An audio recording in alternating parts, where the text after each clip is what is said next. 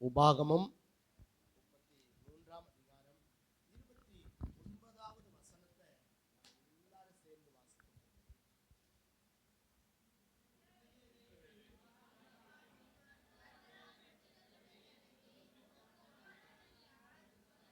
வசனத்தை எல்லாரும் சேர்ந்து வாசிப்போம். ஆமீன், அல்லேலூயா. எல்லாரும் சேர்ந்து ஒருமித்து நம்ம வாசிக்க போறோம். சோதரம் சேர்ந்து வாசிக்கலாமா? இஸ்ரவேலே நீ பாக்கியவான், கர்த்தரால் ரட்சிக்கப்பட்ட ஜனமே, உனக்கு ஒப்பானவன் யார்? உனக்கு சகாயம் செய்யும் கேடகமும் உனக்கு மகிமை பொருந்திய பட்டயமும் அவரே. உன் சத்துருக்கள் உனக்கு இச்சகம் பேசி அடங்குவார்கள், அவர்கள் மேடுகளை மிதிப்பாய் என்றார். அல்லேலூயா. கர்த்தருடைய நாமத்துக்கு ஸ்தோத்திரம் உண்டாகட்டும். நம்ம வாசிக்கின்ற இந்த உபாகமத்தின் புத்தகம் 33 அதிகாரம் 29 வசனத்திலே இஸ்ரவேல் ஜனங்கள் வனாந்தர பயணத்தை முடித்து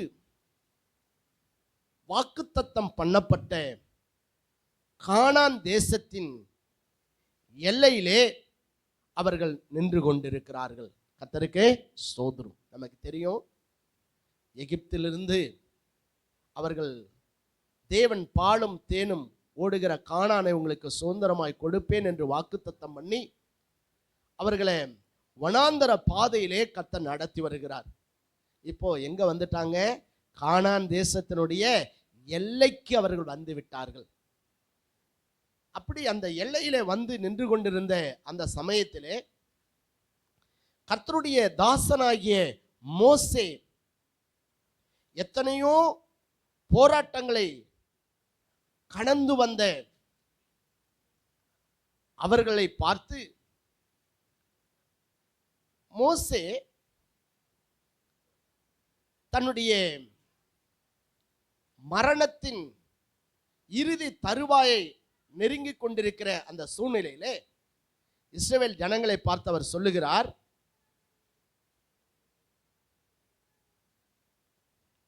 நீங்கள் சுதந்திரிக்க போகிற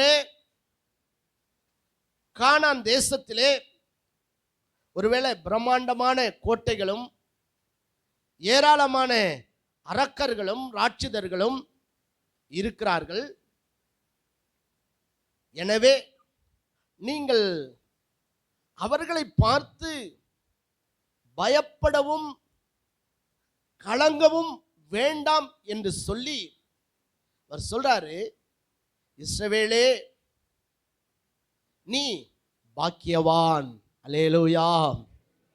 இந்த அதிகாரத்தில் நீங்க வாசித்தீங்கன்னா இந்த 33 அதிகாரத்திலே மோசே அதுக்கு அடுத்தது அவரை மரிக்க போகிறார். அப்ப மரிப்பதற்கு முன்பாக ஒவ்வொரு கோத்திரத்தையும் குறித்து தேவன் வைத்திருக்கின்ற திட்டத்தை, ஒவ்வொரு கோத்திரத்துக்கும் ஆண்டவர் வைத்திருக்கின்றதான ஆசீர்வாதத்தை தீர்க்க தரிசனமாக அவர் முன்னறிக்கிறதை நீங்கள் இங்கே பார்க்க முடியும். கர்த்தருக்கே ஸ்தோத்திரம். மரணத்திற்கு முன்பாக தந்தை தன் பிள்ளைகளை ஆசீர்வதிப்பது போல மோசே இந்த இஸ்ரவேல் 12 கோத்திரங்களுக்கும் தேவன் வைத்திருக்கின்றதான ஆசீர்வாதத்தை அங்கே தீர்க்க தரிசனமாக அவர் முன்னறிவிக்கிறதை நாம் பார்க்கின்றோம். கர்த்தருக்கே ஸ்தோத்திரம். அப்போ ஒவ்வொரு கோத்திரத்துக்குண்டான ஆசீர்வாதத்தை சொல்லிட்டு கடைசியாக அங்கே நிற்கின்ற சமஸ்த இஸ்ரவேலரையும் பார்த்து அவர் சொல்லுகிறார், இஸ்ரவேலே நீ பாக்கியவான். அல்லேலூயா. ஆண்டவருக்கு ஸ்தோத்திரம். நீங்கள நானும் கூட யார் தான் சொல்லுங்களா? நீங்கள நானும் யாரு? பாக்கியவான். ஏன்னு கேட்டா நாம் ஆவிக்குரிய இஸ்ரவேலர்கள். அல்லேலூயா. வேதம் சொல்லுது, எழுத்தின்படி யூதனானவன் யூதன் அல்ல, இருதயத்தில் விருத்த சேதனம் செய்யப்பட்டவர்களே மெய்யான யூதர்கள். அதனால நம்ம ஆவிக்குரிய இஸ்ரவேலர்கள். சோ அப்போ இங்க சொல்றாரு, இஸ்ரவேலே நீ யாரு? பாக்கியவான். அல்லேலூயா. நம்மள யாருங்க? பாக்கியவான். ஒருவேளை இன்றைக்கு சில குறைவுகள் உங்க வாழ்க்கையில் இருக்கலாம். இன்றைக்கு சில தேவைகளோடு நீங்கள் இருக்கலாம். ஒருவேளை இன்றைக்கு பலவிதமான போராட்டங்கள், பிரச்சனைகள், உபத்திரவங்கள், நெருக்கங்கள், பாடுகள், ஒருவேளை கடன், வறுமை, தரித்திரம், துன்பம், இப்படிப்பட்ட பாதையிலே நீங்கள் நடந்து கொண்டிருக்கலாம். ஆனால் நீங்கள் இஸ்ரவேலராய் இருக்கிறபடினாலே நீங்கள் பாக்கியவான்கள். ஆமென். அல்லேலூயா. கர்த்தருக்கே ஸ்தோத்திரம். ஏன்னா வேதம் சொல்லுது, கர்த்தரை தெய்வமாக கொண்ட ஜனம் யாரு? பாக்கியவான். நம்ம பரிதாபத்துக்குரியவர்கள் அல்ல, நாம் அற்பமானவர்கள் அல்ல, நாம் ஒருவேளை தாழ்ந்தவர்கள் அல்ல, ஒருவேளை நாம் புறக்கணிக்கப்பட்டவர்கள் அல்ல, இந்த உலகத்தில் நாம் குறைவுகளோடு கூட இருக்கிறவர்கள் அல்ல. கர்த்தரால் தெரிந்து கொள்ளப்பட்ட கர்த்தருடைய பிள்ளைகளாகிய நீங்கள் ஒவ்வொருவரும் நீங்கள் பாக்கியவான்கள். ஆமென். அல்லேலூயா. கர்த்தர் உங்கள் வாழ்க்கையை அப்படி ஆண்டவர் மாற்றுவார். தமிழ்ல பாக்கியவான் என்றால் பேறு பெற்றவன் என்றார். அப்படின்னா சகல ஆசீர்வாதத்தையும் உடையவர்கள். அதனால நீங்கள் கர்த்தரால் ஆசீர்வதிக்கப்பட்டவர்கள், நீங்கள் பாக்கியவான்கள். கர்த்தருக்கு ஸ்தோத்திரம். அதனால ஒருபோதும் உங்களை நீங்கள் அற்பமாய் எண்ணிக்கொள்ளாதிருங்கள். உங்க பக்கத்துல பார்த்து சொல்லுங்க, நீங்கள் பாக்கியவான்னு சொல்லுங்க. ஆமென். அல்லேலூயா. கர்த்தருக்கே ஸ்தோத்திரம். ஏன்? நீ யாரு? இஸ்ரவேலன். நீ ஆவிக்குரிய இஸ்ரவேலன். நீ தேவன், வானத்தையும் பூமியும் படைத்த சர்வ வல்லமையுள்ள தேவனுடைய பிள்ளை என்கிற மகா பெரிய ஸ்தானத்தை பெற்றிருக்கிற தேவ மனிதன் நீ. ஆகவே ஆண்டவர் சொல்றார், நீ பாக்கியவான். அல்லேலூயா. கர்த்தருக்கு ஸ்தோத்திரம். சில நேரம் பிசாசு சொல்லுவான், நீ ஏழை, நீ தரித்திரன், நீ கடங்காரன், நீ வியாதியுள்ளவன், நீ பலவீனம் பண்ணவன், நீ உதவாதவன், நீ அற்பமானவன்லாம் சொல்லுவான். இல்லை, அது பொய். கர்த்தரால் ரட்சிக்கப்பட்ட தேவ ஜனமாகிய நாம் ஒவ்வொருவர் யாரு? பாக்கியவான்கள். அல்லேலூயா. உன் சூழ்நிலை மாறும். ஆமா, இப்ப இருக்கிற இந்த வியாதி மாறும், இப்ப இருக்கிற இந்த போராட்டம் மாறும், இப்ப இருக்கிற இந்த நெருக்கம் மாறும், இப்ப இருக்கிற இந்த துன்பம் மாறும், இப்ப இருக்கிற இந்த கண்ணீர் மாறும், இப்ப இருக்கிற இந்த வியாதி நீங்கும். ஏன்னா நீ தேவனை ஆராதிக்கிற ஜீவனுள்ள தேவனுடைய பிள்ளை என்கிற அந்த மகா பெரிய ஸ்தானத்தை தேவன் உனக்கு கிருபையாய் கொடுத்திருக்கிறார். ஆகவே ஆண்டவர் சொல்றாரு, இஸ்ரவேலே நீ யாரு? பாக்கியவான். அல்லேலூயா. ஸ்தோத்திரம். சொல்ல, நீ பாக்கியவான். அப்ப அடுத்த வசனத்துல மோசே சொல்றாரு, ரட்சிக்கப்பட்ட ஜனமே உனக்கு ஒப்பானவன் யார்? ஒரு கேள்வி கேட்கிறாரு, ரட்சிக்கப்பட்ட ஜனமே உமக்கு ஒப்பானவன் யார்? இல்ல அப்படின்னு என்ன அர்த்தம்? யாரும் இல்லைன்னு அர்த்தம். கர்த்தருக்கு ஸ்தோத்திரம். அடுத்து சொல்றாரு, ஸ்தோத்திரம், உனக்கு சகாயம் செய்யும் கேடகமும். ஏன்? அதாவது ரட்சிக்கப்பட்ட தேவ ஜனத்துக்கு நிகரானவர் இந்த உலகத்தில் யாரும் இல்லை என்று சொல்லி மோசே ஏன் சொல்லுகிறார் என்று சொல்லி நாம் பார்க்கும் பொழுது அங்க சொல்றாரு, ஸ்தோத்திரம், பாருங்க, உனக்கு சகாயம் செய்யும் கேடகமும் உனக்கு மகிமை பொருந்திய பட்டயமும் அவரே. அல்லேலூயா. என்னவா? கர்த்தர் அவர் ரட்சிக்கப்பட்ட தேவனுடைய ஜனத்துக்கு, இஸ்ரவேல் புத்திரராகிய நமக்கு தேவன் என்னவா இருக்கிறார்? அங்க ஸ்தோத்திரம், சகாயம் செய்யும் கேடகமாயிருக்கிறார். கர்த்தருக்கு ஸ்தோத்திரம். அப்புறம் சொல்றாரு, உனக்கு மகிமை பொருந்திய பட்டயமும் அவரே. என்னவா?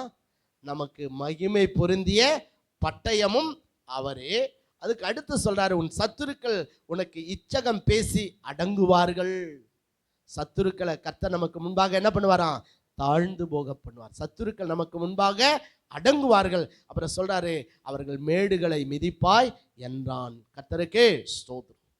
பாருங்க, கடந்து வந்த காலங்கள் உங்கள் வாழ்க்கையிலே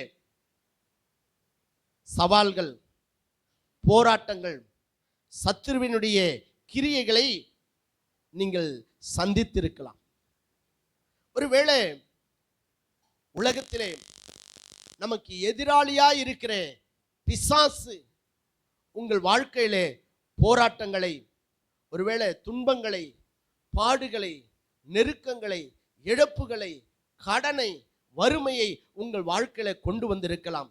ஸோ ஆனா அவைகளை பார்த்து நீ சோர்ந்து விட வேண்டிய அவசியம் இல்லை. ஏன் சொன்னா கர்த்தர் அவருடைய ஜனமாகிய நமக்கு சகாயம் செய்யும் கேடகமாயிருக்கிறார். அல்லேலூயா. கர்த்தருடைய நாமத்துக்கே ஸ்தோத்திரம். கர்த்தர் நமக்கு மகிமை நிறை பட்டயமாயிருக்கிறார். கர்த்தருக்கே ஸ்தோத்திரம். அது மாத்திரமல்ல, இங்கே நாம் பார்க்கின்றோம் கர்த்தருடைய பிள்ளைகளாகிய நமக்கு நம்முடைய விரோதமாய் எழும்பி வருகிற சத்துருக்களை சோதர தேவன் நமக்கு முன்பாக தாழ்த்தி போட்டு நமக்கு முன்பாக அவர்கள் அடங்கும்படி கர்த்தர் செய்கிறார். கர்த்தருக்கே ஸ்தோத்திரம். அதோடு மட்டும் இல்லை, அவர்கள் மேடுகளை நாம் மிதிக்கும்படி ஆண்டவர் நமக்கு கிருபை செய்கிறார். அல்லேலூயா.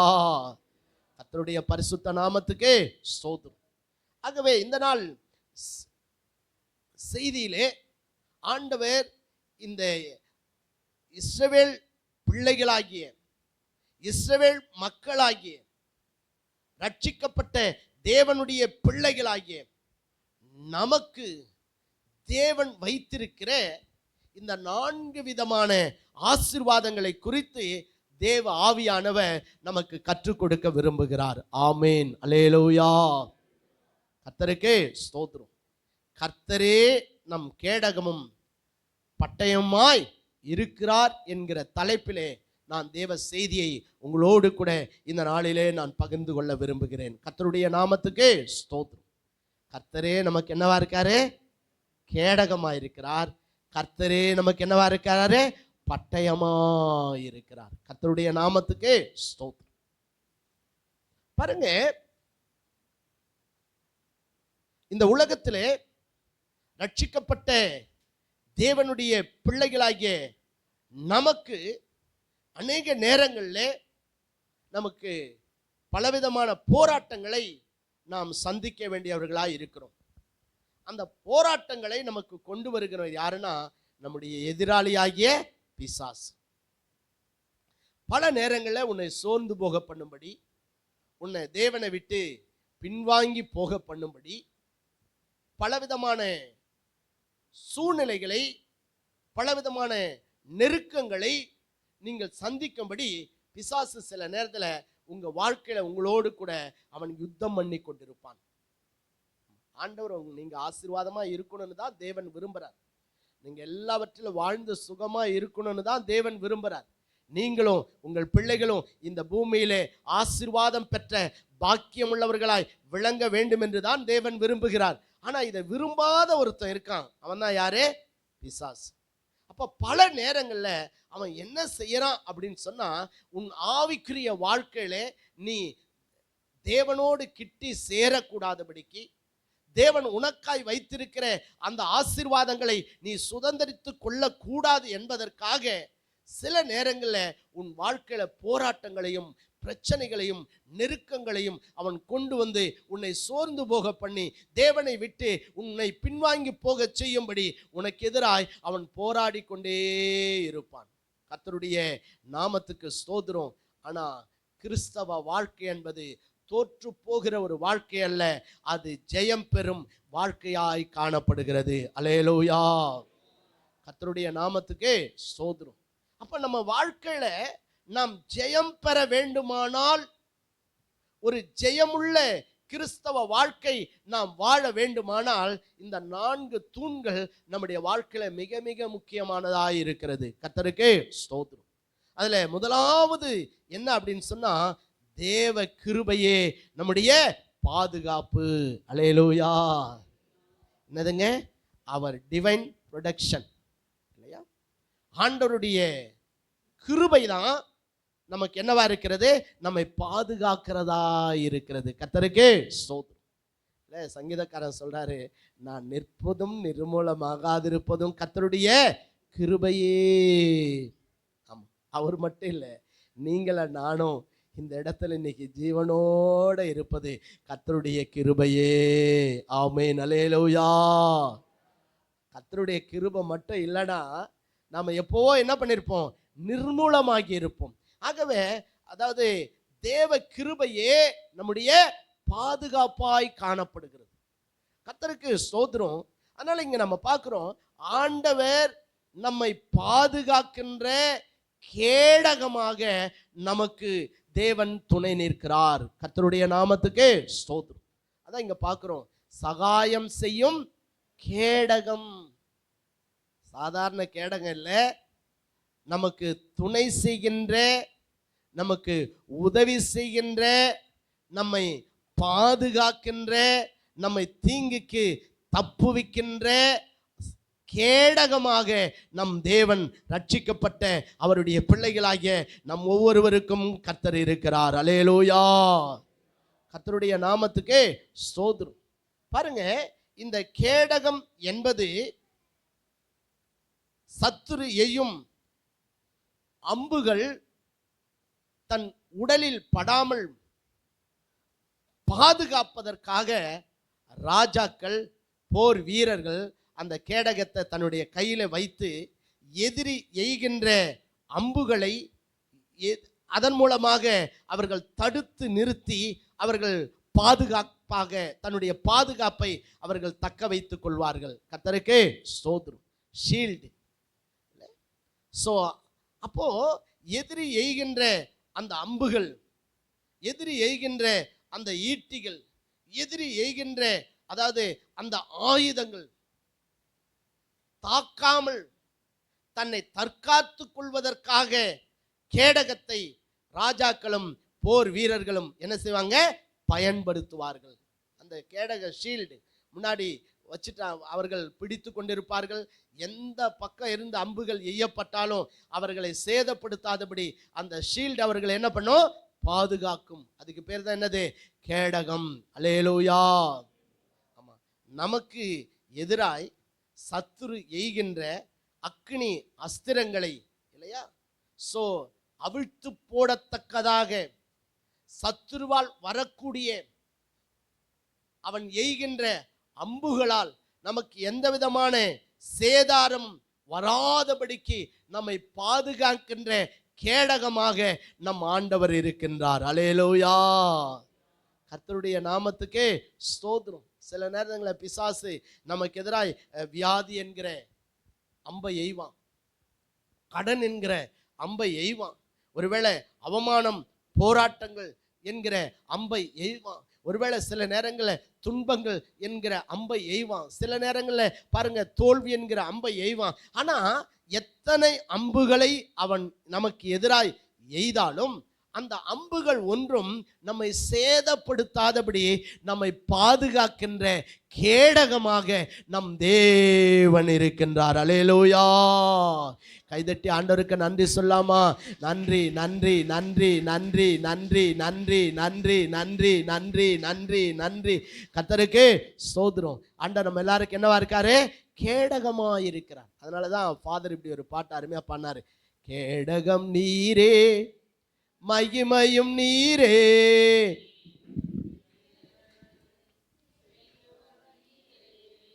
கேடகம் நீரே, மகிமையும் நீரே, தலை நிமிர செய்பவர் நீரே, தலை நிமிர செய்பவர் நீரே, தலை நிமிர செய்பவர் நீரே, தகப்பனே தந்தையே, தலை நிமிர செய்பவர் நீரே, தகப்பனே தந்தையே, தலை நிமிர செய்பவர் நீரே, கேடகம் நீரே, மகிமையும் நீரே, எங்கள் கேடகம் நீரே, மகிமையும் நீரே, தலை நிமிர செய்பவர் நீரே, தலை நிமிர செய்பவர் நீரே. ஆமென். அல்லேலூயா. நம்ம ஆண்டவர் நமக்கு என்னவா இருக்காரு? கேடகமா இருக்கிறார். அதனால சத்துரு எத்தனை விதத்துல நமக்கு எதிராய் அவன் அம்புகளை எய்தாலும் அந்த அம்புகள் ஒன்றும் நம்மை சேதப்படுத்தாதபடிக்கு நம்மை பாதுகாக்கின்ற கேடகமாக நம் தேவனாகிய கர்த்தர் நம் ஒவ்வொருவருக்கும் இருக்கின்றார். அல்லேலூயா. சில நேரத்தில் மனித பலத்தால அவன் எய்கிற அம்புகளை என்ன செய்ய முடியாது, வீழ்த்த முடியாது. ஆனா நமக்கு எதிராக எய்கின்ற சாத்தான் கொண்டு வருகிற அத்தனை அம்புகளையும் தடுத்து நிறுத்தி நமக்கு சேதம் வராதபடிக்கு நம்மை பாதுகாக்கின்ற கேடகமாக நம்முடைய தேவன் நமக்கு துணை நிற்கிறார். கர்த்தருடைய நாமத்துக்கு ஸ்தோத்திரம். நீங்க யாத்திரையாகமத்தின் புஸ்தகத்திலே 14ஆம் அதிகாரத்துக்கு உங்க வேதாகமத்தை திருப்பிக் கொள்ளலாம். யாத்திரையாகமத்தின் புஸ்தகம் 14ஆம் அதிகாரம் 19, 20 வசனங்களை நாம் வாசிக்கின்றோம்.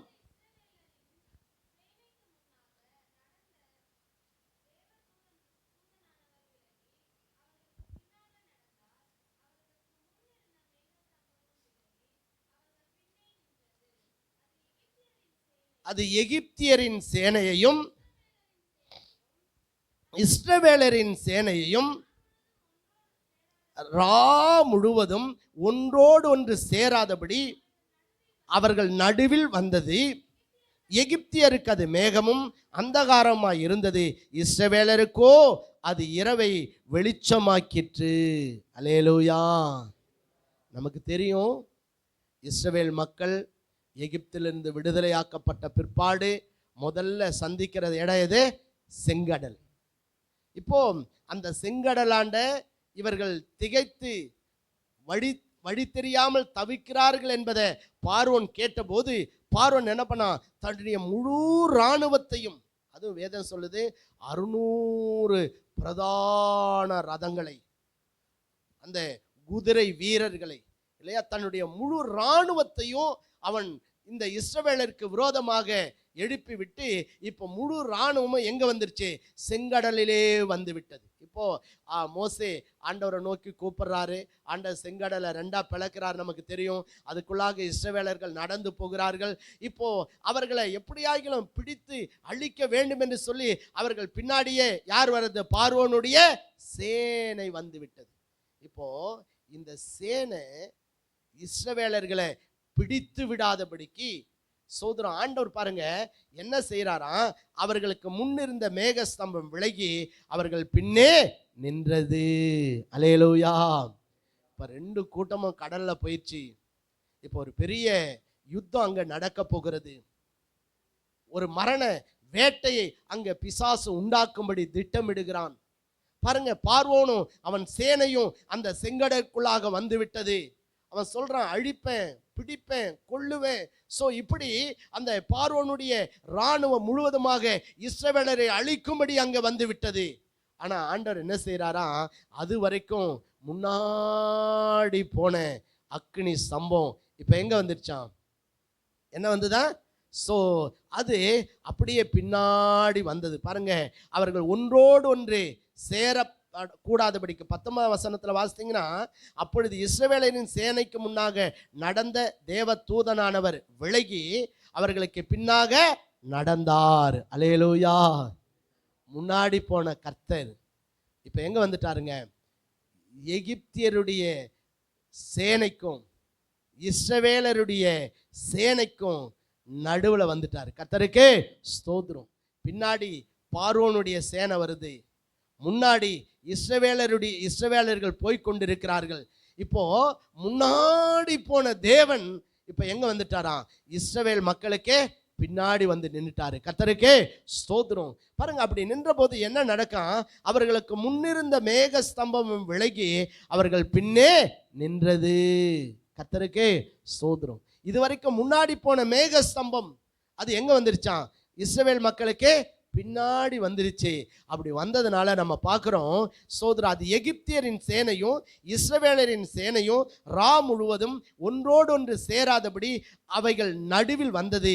எகிப்தியருக்கு அது மேகமும் அந்தகாரமாய் இருந்தது, இஸ்ரவேலருக்கோ அது இரவை வெளிச்சமாக்கிற்று. எல்லாம் கைதட்டி ஆண்டவருக்கு நன்றி சொல்லுவோமா? நன்றி, நன்றி, நன்றி, நன்றி, நன்றி, நன்றி, நன்றி, நன்றி, நன்றி. ஆண்டவர் அவருடைய ஜனத்தின் மேல எவ்வளவு நேசமுள்ள தேவன் இல்லை? முன்னாடி போன தேவன் எங்க வந்துட்டாரு? பின்னாடி வந்துட்டாரு. முன்னாடி போன மேக சம்பவம் எங்க வந்துருச்சான்? பின்னாடி வந்துருச்சு. அப்படி வந்ததுனால இஸ்ரவேலருக்கு வெளிச்சத்தை கொடுக்கிறது. ஆனா இங்கே பார்வோனுடைய சேனைக்கு அது என்னத்தை உண்டாக்கினதா? இருளை உண்டாக்கினது. பாருங்க, முன்னாடி வெளிச்சம், பின்னாடி என்னது? இருள். ஏன்னா பார்வோனுடைய சேனை இஸ்ரவேல் ஜனங்களை பிடித்து விடாதபடிக்கு கர்த்தர் நடுவிலே நின்று கொண்டிருக்கிறார். சோதரம், அவர்களுக்கு வெளிச்சத்தையும் பார்வோனுடைய சேனைக்கு ஆண்டவர் இருளையும் உண்டாக்குகிறார். ரா முழுவதும் அங்க அந்த காரியங்கள் நடக்கிறத நம்ம பார்க்கிறோம். ஏன் தெரியுமா?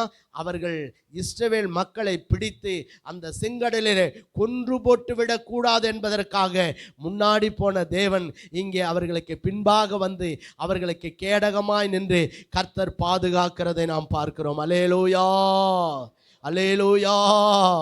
கர்த்தருடைய நாமத்துக்கு சோதரம். ஸோ அவன் சும்மா போயிருப்பானா? ஏன்னா யுத்தம் பண்ண வந்திருக்கான்.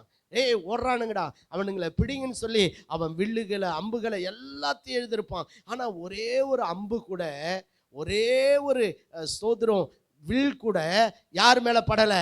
இஸ்ரவேலர்கள் மீது படாதபடிக்கு தேவன் அவர்களுக்கு கேடகமாய் நின்று அந்த செங்கடலிலே தம்முடைய ஜனங்களுக்கு சேதம் வராதபடி கர்த்தர் பாதுகாக்கிறதை நாம் பார்க்கின்றோம். அல்லேலூயா, கர்த்தருடைய நாமத்துக்கு ஸ்தோத்திரம். ரா முழுவதும் அவனுங்களால என்ன பண்ண முடியல? இஸ்ரவேல் மக்களை பிடிக்கவே முடியல. ஏன்னா இருள், எங்க யார் போறானே அவனுக்கு என்ன பண்ணல தெரியல. எல்லாரும் தடுமாறுகிறார்கள். கடல்ல இறங்கிட்டான் தைரியமா. ஆனா இப்ப என்ன பண்ண முடியல? இஸ்ரவேல் மக்களை அவர்கள் பிடிக்க கூடாதபடிக்கு கர்த்தர் அவர்களுக்கு என்னவா இருக்கிறாரு? ஸோ வெளிச்சமாகவும் இல்லை பார்வோனுடைய சேனைக்கு தேவன் இருளாகவும் அங்கே காணப்படுகிறதை நாம் பார்க்கின்றோம். கர்த்தருடைய நாமத்துக்கு ஸ்தோத்திரம். அல்லேலூயா. ஆண்டவர் தம்முடைய பிள்ளைகளை எவ்வளமாய் பாதுகாக்கிறார். இல்லை, நம்ம வாழ்க்கையில கூட யோசிச்சு பார்த்தீங்கன்னா தெரியும், சத்துரு நமக்கு எதிராக எத்தனையோ போராட்டங்களை கொண்டு வந்திருப்பான், எத்தனையோ பிரச்சனைகளை கொண்டு வந்திருப்பான். ஒருவேளை அவன் கொண்டு வந்த போராட்டங்கள், பிரச்சனைகள், நெருக்கங்கள், பாடுகள், துன்பங்கள் இன்னைக்கு நீங்க ஜீவனோட இருக்கிறதுக்கு சான்ஸே கிடையாது. ஆனா உங்களை பாதுகாத்தது தேவ கிருபை. அல்லேலூயா, கர்த்தருக்கு சோதரம். ஏன் தெரியுமா? கர்த்தர் நம்ம ஒவ்வொருவருக்கு என்னவா இருக்கிறாரு? கேடகமா இருக்கிறார். அவர் இதுவரைக்கும் உங்களை பாதுகாத்தார் என்பது மாத்திரம் இல்லை, அவர் இனிமேல நம்மை பாதுகாக்கிற சகாயம் செய்யும் கேடகமாய் நமக்கு இருக்கிறார். அல்லேலூயா. சோ பிசாசு எத்தனை அம்புகளை வேணாலும் எய்யட்டும், சோதரம், அது ஒன்று உங்களை சேதப்படுத்தாதபடி, அது ஒன்று உங்களை பாதிக்காதபடிக்கு, அது ஒன்று உங்கள் குடும்பத்தை, உங்கள் குடும்பத்தில் உள்ளவர்களை சேதப்படுத்தி விடாதபடிக்கு உங்களுக்கு சகாயம் செய்கின்ற கேடகமாக கர்த்தர் துணை நிற்கிறார். அல்லேலூயா. கைதட்டி ஆண்டவருக்கு நன்றி சொல்லுவோமா? நன்றி, நன்றி, நன்றி, நன்றி, நன்றி, நன்றி, நன்றி, நன்றி, நன்றி, நன்றி, நன்றி, நன்றி. ஏன் நம்ம சத்துரு பிடிக்க முடியாதபடிக்கு நமக்கு சோதர சத்துருக்கு நமக்கும் நடுவாக நின்று நமக்கு கேடகமாய் நின்று நம்மை பாதுகாத்து கொண்டிருக்கிறவர் யாரு? கர்த்தர். சில நேரத்தில் சூனியம் வைப்பான், மந்திரம் வைப்பான், பேய் அனுப்புவான், பிசாசு அனுப்புவான், என்னென்னவோ பண்ணுவான். ஆனால் அவன் தான் அழிஞ்சு போவானே ஒழிய நீங்கள் ஒரு நாள் அழிய மாட்டீங்க. ஏன்னா உங்களுக்கு கேடகமாய் கர்த்தர் இருக்கிறார். அல்லேலூயா. கர்த்தருடைய நாமத்துக்கு சோதரம். அதுவும் யாரு கொண்டு தேவன் பெரிய காரியங்களை செய்ய திட்டம் தீட்டி வைத்திருக்கிறாரோ அவர்களுக்கு எதிராக தான் பிசாசு ரொம்ப போராடுவான். ஆமாம், அவங்கள தான் வறுமைக்குள்ள தள்ளுவான், கடனுக்குள்ள தள்ளுவான், வியாதிக்குள்ள தள்ளுவான், போராட்டத்துக்குள்ள தள்ளுவான், பிரச்சனைக்குள்ள தள்ளுவான், எல்லாம் கொண்டு வருவான். ஆனால் உன்னை சேதப்படுத்தாதபடி கர்த்தர் பாதுகாப்பார். அல்லேலூயா. கர்த்தருடைய நாமத்துக்கு சோதரம். அதில் நீங்கள் அப்படியே விழுந்து விட மாட்டீங்க. அதிலிருந்து நீங்கள் எழும்பி ஜெயம் பெறுவதற்கு கர்த்தர் உங்களுக்கு கேடகமாக இருக்கிறார். அல்லேலூயா. கர்த்தருடைய நாமத்துக்கு சோதரம். ஆமாம், பாருங்க, இங்கே சோதரம் நம்மை தாக்கும் எந்த ஒரு அம்பும் நம் கேடகமாகிய கர்த்தரை தாண்டியே நம்மை தொட முடியும். சத்துரு எத்தனை ஆயுதங்களை நமக்கு எதிராக எய்தாலும் நடுவில் நின்றுட்டு இருக்கிறது யாரு? கர்த்தர் கேடகமாய் நின்று கொண்டிருக்கிறார். அவரை தாண்டி தான் நம்மளை என்ன பண்ண முடியும்? அவன் அம்புகள் தொட முடியும். ஆனா சோதரம், தேவன் சர்வ வல்லமையுள்ளவர். அல்லேலூயா. ஆமா, அவர் காருண்யம் என்னும் கேடகத்தினாலே நம்ம என்ன செய்யறாரு? பாதுகாக்கிறார். ஆமா, சோ வருவான், போராட்டங்களை கொண்டு வருவான், பிரச்சனைகளை கொண்டு வருவான், நெருக்கங்களை கொண்டு வருவான், உன்னோட போராடுவான். ஆனா உன்னை மேற்கொள்ள முடியாதபடி, உன்னை சேதப்படுத்த முடியாதபடிக்கு, அந்த அம்புகள் ஒன்றும் உன்னை வீழ்த்து விட முடியாதபடிக்கு தேவன் உனக்கு அடைக்கலமாய், பெலனாய், அரணாய், கோட்டையாய், சகாயம் செய்யும் கேடகமாய் நம் ஒவ்வொருவருக்கும் கர்த்தர் துணை நின்று கொண்டிருக்கிறார். அல்லேலூயா. கர்த்தருடைய நாமத்துக்கே ஸ்தோத்திரம். ஒருவேளை சத்துரு கொண்டு வந்த அந்த சூழ்நிலைகள் எல்லாம் யோசிச்சு பார்த்தீங்கன்னா தெரியும். கர்த்தர் மாத்திரம் நமக்கு கேடகமா இல்லாம போயிருந்தா நம்ம என்னைக்கோ என்ன பண்ணியிருப்போம், நிர்மூலமாகி இருப்போம். ஆனால் தேவன் நம்ம எல்லாருக்கும் கேடகமா இருந்து கர்த்தர் நம்மை பாதுகாத்து கொண்டிருக்கிறார். அதனால நம்ம ஒரு நாளும் பயப்பட வேண்டிய அவசியமே இல்லை. இஸ்ரவேல் மக்கள் கானானுடைய எல்லைக்குள்ள வந்துட்டாங்க. அடுத்தது கானான் தேசத்துக்குள்ள போறாங்க. ஆனா அங்க ராட்சதர்கள் இருக்கிறாங்க, அங்க அரணான கோட்டைகள் இருக்கிறது. இஸ்ரவேல் மக்கள் கலங்குகிறார்கள், நாம எப்படி அதை பிடிக்க முடியும், அவர்களோ ராட்சதர்கள், நாமோ சாதாரணமானவர்கள் என்று சொல்லி. அப்பதான் மோசே சொல்றாரு, சோதரம் ரட்சிக்கப்பட்ட ஜனமே, உனக்கு ஒப்பானவன் யார்? கர்த்தர் உனக்கு சகாயம் செய்யும் கேடகமாயிருக்கிறார். அல்லேலூயா. ஆமா. சோ கர்த்தர் சொன்னபடியே அந்த ஜனங்க என்ன பண்ணாங்க, கானான் தேசத்தில் இருந்த ராட்சதர்களை துரத்தி அங்க இருந்த கோட்டைகளை தகர்த்து, சத்துருனுடைய கோட்டைகளை அவர்கள் நிர்மூலமாக்கி அந்த கானான் தேசத்தை சுதந்தரித்தது போல நீங்களும் நானும் பரம கானானாகிய பரலோகத்தை சுதந்தரிப்பதற்கு விரோதமாய் சத்துரு எத்தனை அம்புகளை எய்தாலும் அதையெல்லாம் ஆண்டவர் தகர்த்து போட்டு, அதெல்லாம் ஆண்டவர் ஒன்றுமில்லாமல் பண்ணி, அவனுடைய அக்கினியாஸ்திரங்கள் எல்லாம் தேவன் அவிழ்த்து போட்டு, சோதர கர்த்தர் நம்மை பத்திரமாய் பரலோக ராஜ்யத்தில் தேவன் நம்மை கொண்டு போய் சேர்ப்பார். ஆமென். அல்லேலூயா. கர்த்தருடைய நாமத்துக்கே ஸ்தோத்திரம். ஆனா போராட்டம் இல்லாம இருக்காது, பிரச்சனை இல்லாம இருக்காது, சோ பாடுகள் இல்லாம இருக்காது, வரும். ஆனா நம்மள அது ஒன்றும் செய்ய முடியாது. கர்த்தருக்கே ஸ்தோத்திரம். ஏன்? நமக்கு கேடகமாய் நின்று நம்மை பாதுகாக்கின்றவர் நம்முடைய தேவனாகிய கர்த்தர். ஸ்தோத்திரம். அதனால அந்த சத்துரு கொண்டு வருகிற ஆயுதங்கள் நம்மளை தாக்கணும்னா அங்க மத்தியில யார் இருக்காரு? கர்த்தர் இருக்கிறார். அவரை தாண்டி தான் அவனுடைய ஆயுதங்கள் நம்ம தாக்க முடியும். ஆனா நம் தேவனை தாக்க எந்த ஆயுதத்தாலும் முடியாது. கர்த்தருடைய நாமத்துக்கு ஸ்தோத்திரம். அதனால நீங்க பிரச்சனையை கண்டு, போராட்டத்தை கண்டு, நெருக்கத்தை கண்டு, பாடுகளை கண்டு, ஒருவேளை கடனை கண்டு, தரித்திரத்தை கண்டு, பொல்லாத மனிதர்களை கண்டு ஒரு நாள் நீங்கள் பயந்து விடக்கூடாது. கர்த்தர் நமக்கு கேடகமா இருக்கிறார். அல்லேலூயா. கர்த்தருடைய நாமத்துக்கே ஸ்தோத்திரம். அவர் நம்முடைய கேடகம், அதுவும் சகாயம் செய்யும் கேடகமாக இருக்கிறார். ரட்சிக்கப்பட்ட நம்ம ஒவ்வொருவருக்கும் அவர் சகாயம் செய்யும் கேடகமாக இருக்கிறார். அதுக்கு அடுத்தது நம்ம பார்க்கிறோம், மகிமை நிறை பட்டயமாய் காணப்படுகிறார். என்ன பட்டயமா? சாதாரண பட்டயம் இல்லை. தேவன் நமக்கு என்னவா இருக்கிறாரு? மகிமை நிறை பட்டயமாய் காணப்படுகிறார். கர்த்தருடைய நாமத்துக்கு ஸ்தோத்திரம். இந்த பட்டயம் என்பது என்னது? வாள் இல்லையா? சோ இது எதுக்கு அப்படின்னா, சத்துருவினுடைய ஆயுதங்களை அழிப்பதற்கு. கர்த்தருக்கே ஸ்தோத்திரம். அவன் நமக்கு எதிராய் கொண்டு வருகிற அந்த பட்டயம் எதுக்கு அப்படின்னா, சோ நம்ம அழிப்பதற்கு. ஆனா ஆண்டவர் பாருங்க, நமக்கு சத்ருவுக்கு எதிராக நமக்கு அவர் என்னவா இருக்காராம்? பட்டயமாயிருக்கிறார். கர்த்தருக்கே ஸ்தோத்திரம். அவருடைய பட்டயத்துக்கு முன்னாடி ஒருத்தனை நிற்கவே முடியாது. அல்லேலூயா. அவருடைய பட்டயம் சத்துருவின் கோட்டைகளை வெட்டி சாய்க்கும். சோதரம். தேவன் தாமே சத்துருவை அழிக்கும் மகிமை நிறை பட்டயமாக மாறி நம்முடைய சத்துருக்களை மடிய பண்ணும்படி தேவன் கிரியை செய்து கொண்டிருக்கிறார். அல்லேலூயா. ஆமா, அவர் கேடகமா இருக்கிறார் பாதுகாக்கிறது. அவர் பட்டயமாக இருக்கிறார் நமக்கு எதிராக வருகிற சத்துருக்களை வெட்டி வீழ்த்துவதற்கு. எல்லாரும் ஒரு ஆமென் சொல்லாமா? அல்லேலூயா. கர்த்தருக்கே ஸ்தோத்திரம். நீங்க இந்த ஆண்டவர் இஸ்ரவேல் மக்களை எதிராய் வந்த அந்த பார்வோனுடைய சேனையை ஆண்டவர் அந்த செங்கடலிலே என்ன பண்ணாரு? மூழ்கி போக பண்ணினார். இஸ்ரவேலர்கள்லாம் காலையில வந்து பார்த்தா எல்லாரும் கடல்ல என்னவா இருக்கிறானா? மிதந்து கொண்டிருக்கிறான். என்னவா மிதக்கிறானா? பிணங்களாய் மிதந்து கொண்டிருக்கிறான். அவங்க கையில பட்டையெல்லாம் இல்லை. இஸ்ரவேலர்கள் கையில என்ன இல்லை?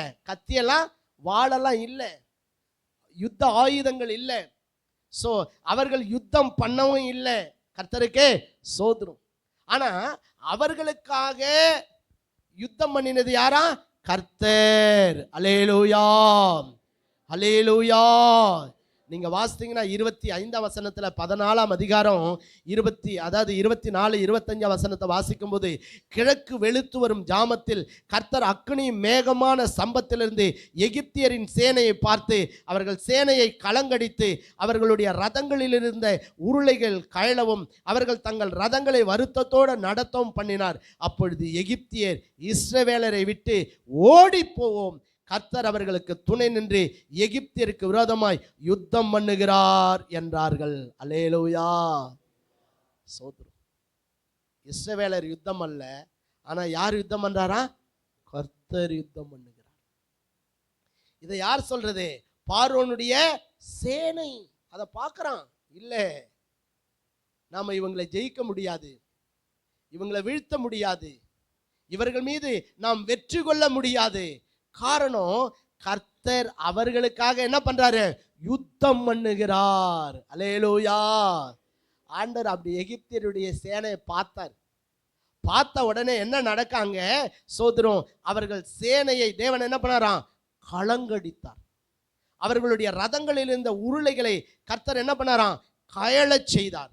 அது மட்டும் இல்ல, அவர்கள் தங்கள் ரதங்களை வருத்தத்தோடு நடத்தவும் பண்ணினார்.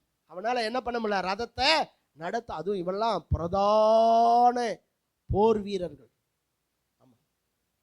அவர்கள் பலசாலிகள், இராணுவத்தில் மிகவும் பலம் வாய்ந்தவர்கள். ஆனா அவங்களால அந்த ரதத்தை நடத்த முடியல. ரதத்தில் இருக்கிற அந்த உருளைகள் எல்லாம் கர்த்தர் என்ன பண்ணாராம்? அந்த சக்கரங்கள் எல்லாம் ஆண்டவர் கயன்று விட பண்ணினாராம். கர்த்தருக்கே சோதரம். கர்த்தருடைய பட்டயம் அங்கே பார்வோனுடைய சேனைக்கு எதிராய் அங்கே சோதரம் நீட்டப்பட்டு இருக்கிறதை நாம் பார்க்கின்றோம். அவனால அந்த ரதத்தை தொடர்ந்து நடத்த முடியல. சோ அவர்களுக்குள்ள பயமும் திகிலும் உண்டாகிறது. அப்ப பார்வோனுடைய ராணுவம் சொல்லுது, சோதரம், கர்த்தர் அவர்களுக்கு துணை நின்று கர்த்தரே என்ன பண்றாரு? யுத்தம் பண்ணுகிறார். அல்லேலூயா. ஒருவேளை நம்ம கையில கூட நமக்கு எதிராய் வருகிற சத்துருக்களுக்கு எதிராய் நம்ம போராடுவதற்கு பலன் இல்லாம இருக்கலாம், பணம் இல்லாம இருக்கலாம். ஒருவேளை சத்துருவை நம்மளால வீழ்த்த முடியாம இருக்கலாம். அவன் கொண்டு வருகிற ஆயுதங்களை நாம எதிர்கொள்ள முடியாதபடிக்கு நாம் பலவீனர்களா இருக்கலாம். ஆனா ஆண்டவர் பாருங்க, நமக்காக அவரே யுத்தம் செய்கிறார். அல்லேலூயா. கர்த்தருடைய நாமத்துக்கே ஸ்தோத்திரம்.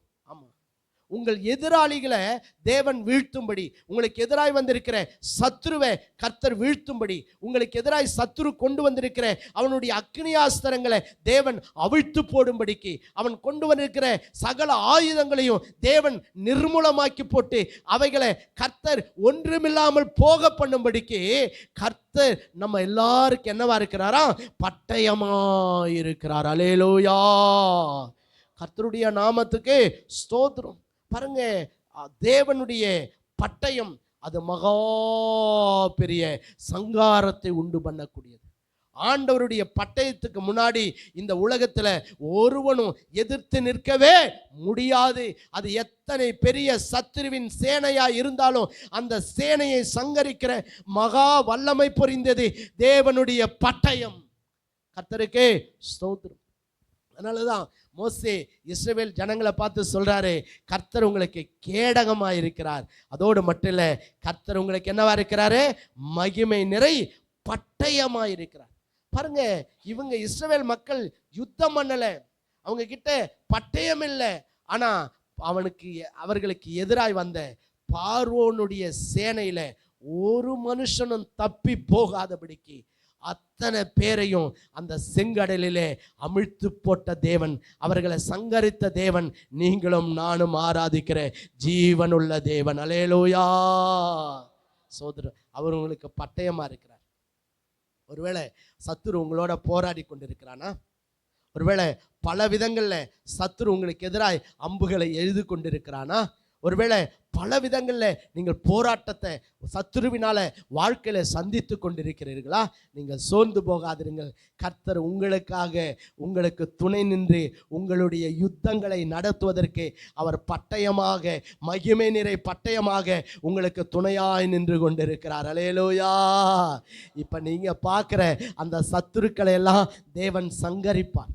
சத்துரு உங்க வாழ்க்கையில கொண்டு வந்திருக்கிற அவனுடைய அக்னியாஸ்திரங்களை எல்லாம் தேவன் அவிழ்த்து அவையெல்லாம் தேவன் ஒன்றுமில்லாமல் போக பண்ணுவார். கர்த்தருக்கு ஸ்தோத்திரம். இப்பொழுது நீங்கள் சந்தித்து கொண்டிருக்கிற அந்த சத்துருவினால கொண்டு வரப்பட்டிருக்கிற அந்த வியாதி மாறும், அந்த போராட்டம் மாறும், அந்த பிரச்சனை மாறும், அந்த நெருக்கம் மாறும், அந்த கடன் மாறும், அந்த வறுமை மாறும், அந்த தரித்திரம் மாறும். ஏன் தெரியுமா? தேவனுடைய பட்டயம் அவை எல்லாவற்றையும் சங்கரித்து போட்டு உங்களுக்கு வெற்றியை, உங்களுக்கு ஜெயத்தை அது கொண்டு வரும். ஆமென். கர்த்தருக்கு ஸ்தோத்திரம். ஆகவே இங்க மோசே சொல்றாரு, ஸ்தோத்திரம், இஸ்ரவேல் ஜனங்களை பார்த்து, இஸ்ரவேலே நீ யாரு? பாக்கியவான். ரட்சிக்கப்பட்ட ஜனமே உனக்கு ஒப்பானவன் யார்? அடுத்து சொல்றாரு, கர்த்தர் உனக்கு சகாயம் செய்யும் கேடகமாய் இருக்கிறார். கர்த்தருக்கு ஸ்தோத்திரம். அடுத்து சொல்றாரு, அவர் உனக்கு மகிமை நிறை பட்டயமாயிருக்கிறார். பட்டயம் எதுக்கு? எதிரிகளை வெட்டி வீழ்த்துவதற்கு. நம்ம பலத்தினால சத்துரு கொண்டு வந்திருக்கிற அவனுடைய ஆயுதங்களை அழிக்க முடியாது. ஆனா நமக்கு பலன் இல்லைன்றதுனால தான் நமக்கு பட்டயமாக, இல்லையா, நம் தேவனாகிய கர்த்தர் நமக்கு எதிராய் வருகிற அந்த சத்துருவின் சேனையை சங்கரிக்கும்படி, சத்துரு நமக்கு எதிராக எழுது கொண்டிருக்கிற அவனுடைய அம்புகளை எல்லாம் ஆண்டவர் சோதர அந்த பட்டயத்தினாலே வெட்டி வீழ்த்தும்படிக்கு, நமக்கு எதிராய் வந்திருக்கிற எந்த சத்ருவும், எந்த சத்ருடைய ஆயுதங்களும் சோதரம் நம்மை தாக்காதபடிக்கு, நம்மை வீழ்த்தி விடாதபடிக்கு, அவைகள் நம்மை அழித்து விடாதபடிக்கு, அவைகளெல்லாம் சங்கரிக்கும்படிக்கு தேவன் நமக்கு மகிமை நிறை பட்டயமாயிருக்கிறார். அல்லேலூயா. கைதட்டி ஆண்டவருக்கு நன்றி சொல்லுவோமா?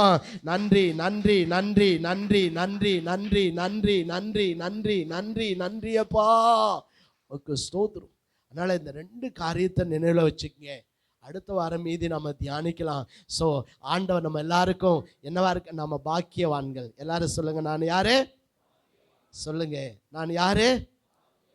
உங்க பக்கத்துல பார்த்து சொல்லுங்க, நீங்க பாக்கியவான்னு சொல்லுங்க. ஆமென். ஹல்லேலூயா.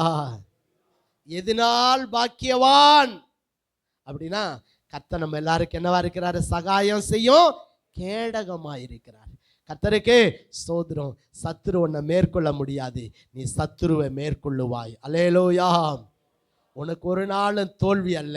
எந்த இடத்துல தோற்று போனன்னு நினைச்சியோ அதே இடத்துல கர்த்தர் உன் தலையை நிமிர பண்ணி, கர்த்தர் உன் சத்துருக்களுக்கு முன்பாக உனக்கு ஜெயத்தை கொடுத்து, இன்னைக்கு நீ ஒருவேளை சோர்ந்து போயிருக்கலாம், ஆண்டவர் வெற்றி முழக்கமிட கர்த்தர் உனக்கு உதவி செய்வார். அல்லேலூயா.